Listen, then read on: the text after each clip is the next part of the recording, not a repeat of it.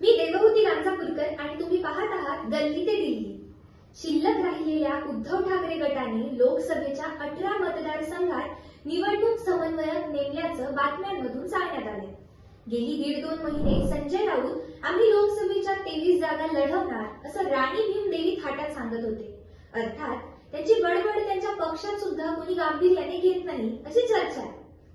परंतु प्रश्न हा पडतो की 23 जागांवरून उद्धव ठाकरे गट 18 जागांवर आला असेल तर काँग्रेस आणि शरद पवार गटाने आणखी दबाव टाकला तर उद्धव ठाकरे गटाच्या किती जागा कमी होऊ शकतात?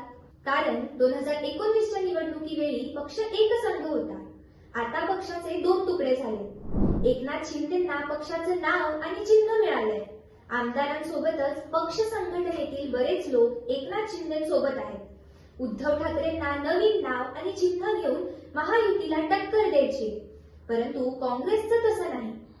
अशोक चव्हाण, मिलिंद देवरा, बाबा सिद्दीकी अशा नेत्यांनी काँग्रेस पक्ष सोडला असला तरी पक्ष अजूनही एकसंघ वाटतो.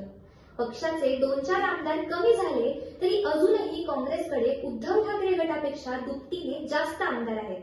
या सर्व गोष्टींचा विचार करता ठाकरे गटाला 18 जागा दिल्या तर उरलेल्या 30 जागा काँग्रेस आणि शरद पवार गट कशा वाटून घेणार हा प्रश्नच आहे.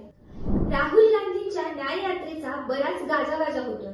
त्यामुळे काँग्रेसमध्ये चांगला उत्साह आहे.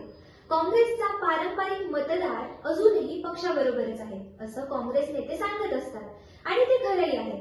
उद्धव ठाकरे गटाकडे 14-15 आमदार उरले असताना आपल्याकडे 40 आमदार आहेत. आपला पक्ष राष्ट्रीय पक्ष आहे आणि आता ठाकरे गटाला आपली गरज आहे.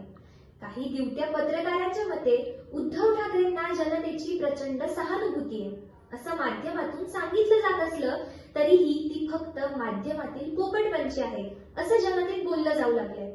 त्यामुळे आपल्या पक्षाने 2019 प्रमाणे 22-26 जागा लढवून बाकीच्या जागा शरद पवार आणि उद्धव ठाकरे गटाला द्याव्यात आणि आपला पक्ष राष्ट्रीय पक्ष आहे हे दाखवून द्यावं असं काँग्रेस कार्यकर्त्यांमध्ये बोलल्याचं पाहायला मिळतं.